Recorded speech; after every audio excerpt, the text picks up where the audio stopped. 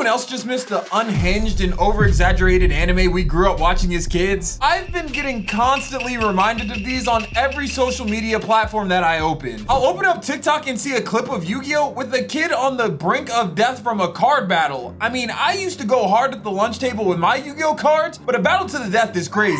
The more I thought about it though, the best anime of last year was really just an over-exaggerated and unhinged sports anime. And yes, I'm talking about Blue Lock. And yes, Blue Lock was the best anime of last year. You can argue that with your grandma Susie or whoever wants to go at it with you in the comments, but not me. The creator of Blue Lock really said, let's take the most team-oriented sport I can think of, and instead of making an anime playing it the right way, let's do it the wrong way. And I can't lie, bro really cooked, because they really inspired an entire generation of people to think it is cool and okay to have egos. Ego used to be a word I would use for arrogant muscleheads in movies or somebody that just looks like their name would be Chad, but now you have people walking around that watch anime talking about, I'm an egoist, mom. The description of this show is high school soccer players from Japan gather for a controversial project designed to create the best and most egotistic striker in the world. Which sounds great, it's a soccer anime, but then why is this man throwing out MMA combos in the very first episode? I thought a hat trick was 3 goals, not a 3-piece crispy Popeyes chicken with 3 kicks from Bachara. So in this video, I want to talk about what the Blue Lock is really about. That first drill was really a full-on war. Like, they just got to the Blue Lock and yet there's being full-on kicks thrown, sabotages all around, and just full-on mayhem at this point. Pretty much to summarize this drill, the goal was to not be the last person touched by the ball, and if you were the last person touched by the ball at the end of the timer, you were getting eliminated from the Blue Lock. So eventually with the clock ticking, Isagi has the ball and he has a free lick to not be the last person touched on this great value Connie lookalike, but instead he says he wants to change and decides to go after the strongest player there, Bachara. But that inspires Bachara to take the ball from Isagi and do the same thing and go after who he thinks is the strongest, Pretty Boy. The only problem is he's throwing every combo in his book and he cannot hit Pretty Boy to eliminate him. So he decides it's time to bring out the ultimate move, the shot clock cheese, and pass the ball to Isagi, who, look at this man's face. These are the eyes of someone that wants to commit murder, and that's exactly what he does when he kicks the ball and absolutely obliterates Pretty Boy. Let me remind you, this was all for the very first day and their very first challenge. Could you imagine the mayhem that would happen if they actually played in a game like this? Well, you don't have to, because that's exactly what we're talking about next is their first game. So they've got their team together, and I can't lie, they're all fitted up and they all look so fresh and so clean out there. Let's not forget though, the premise of the show is that they brought in all of the strikers. So everybody on this team is a striker, and that means they all want the ball. So when the whistle blows and the game starts, they all start chasing after the ball, and this looks exactly what you would think a preschool game of soccer would look like. Out of the blue though, this demon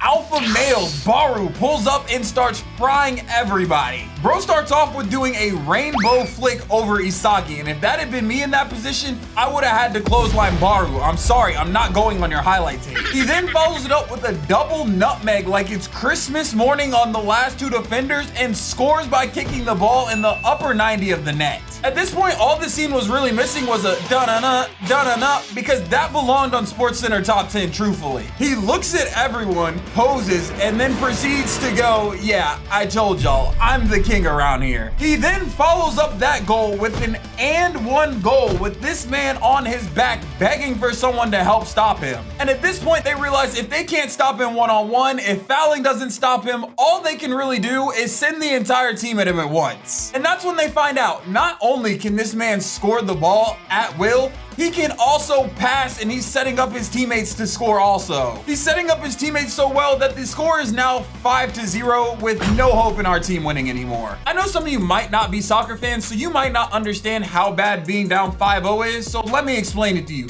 Being down 5-0 is like being down 3 touchdowns in Madden. Being down 5-0 is like being down 21 points in NBA 2K. At that point, you're just not coming back. You might as well throw in the towel. All right, fast forward a couple episodes, and now we're into the second game, and the score is tied 1-1. Remember what I told you in the beginning of this video where it's now cool to have egos? Yeah, this is one of those moments where having an ego is pretty cool. Our team has the ball, and we're looking to score, and this man Bachara is whipping out every skill move he has in the books to drop off the defenders left and right. He crosses the ball long and everyone is thinking, wow, this man just sold the game. Look at that garbage pass. But that's not who the ball was intended for. Because it flashes back to Bachira, and I can't lie, this man has some of the most evil and intense eyes I've ever seen on an anime character. And all he can say is, I didn't miss. I hit that dog in the back. And out of nowhere, Isagi, our MC, pulls up and drops the nastiest one touch to score and win our team the game. This was still just a qualifying match for them, yet the entire team is celebrating like they just won the World Cup. Everyone except Isagi, that is. But Isagi decides, instead of celebrating with his team, bro's gonna take a lap around the field and look at all the hopes and dreams of all the players around him that he just crushed with his one goal. Like, just look at them laying out on this field. They've all looked devastated, like they'll never be able to touch a soccer ball ever in their life. Like, this is Squid Games and they're going to be sent to death. Isagi walks the ends of the field until he finally walks up on their star player Mophead, and all he can say as he's looking at him crying his eyes out is, your tears, they bring me happiness and joy. This man has to be one of the biggest menaces in sports anime. He is not your typical sports anime MC. If he was, your typical sports anime would have walked up to the losing team and said, wow, you played so phenomenal. Don't be mad that you lost because you made me better and now we can be friends. That's not how Isagi gets down. Of course though, how can I talk about over-exaggerated and unhinged Blue Lock moments without talking about that time that Shigiri broke his chains? At this point in the match, we can't lose another game, and if we do, our soccer careers are pretty much cooked and we're never playing soccer anywhere ever again. Our own teammate starts the game with a hat trick, looking like the modern day Cristiano Ronaldo, scoring a hat trick in the first half just to later on betray us and sell us out to the Beavis and Butthead twins, and now we're playing down a man 12-10. Isagi is not trying to lose this match, but at this point, Shigiri's already given up and thinks they have no hope in winning. So Isagi stiff arms this man to the side and pushes him to the side like you do your side chick all over a soccer game. Shigiri's pretty much that washed up prodigy that once was a star and one of the fastest players in the country, but after a leg injury, he never really was the same and he's never been able to get back to full speed out of fear of hurting himself again. Can you blame him though? Just look at his injury. That is a nasty injury and I'm not running ever again if that happened to me either. Shigiri's built different though, and he breaks free of his chains and decides he's not taking that disrespect from anybody,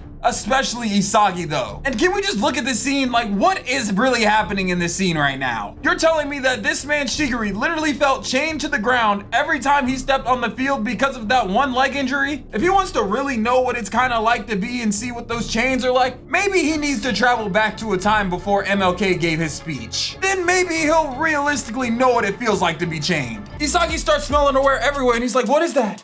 I think I smell a goal. And he bombs the ball down the field, and at this point his entire team thinks he's losing it because there's no one in the space that he kicked the ball. Out of nowhere though, Shigiri takes up this space and whispers in this man's ear, move. He then kicks up the pace to Sonic the Hedgehog levels of speed, and I swear, when this man was running, you could see him going Mach 9, leaving sonic booms behind him when he runs. I know some power scalers are gonna be out there watching this, so if you are, please tell me, does this confirm Shigiri might be faster than light? All this man Shigiri is thinking to himself, faster, I can go even faster, and with a few seconds left on the clock, you already know what time it is. Once again, it's time for that shot clock cheese, and Shigiri is able to tap the ball over the defender and keep his team alive for one final game. That one final game though is one of the most unhinged and over-exaggerated moments in all of sports anime. If you want to see me talk about that match though, be sure to leave a like on this video and I'll dedicate an entire video to the best sports anime match in history.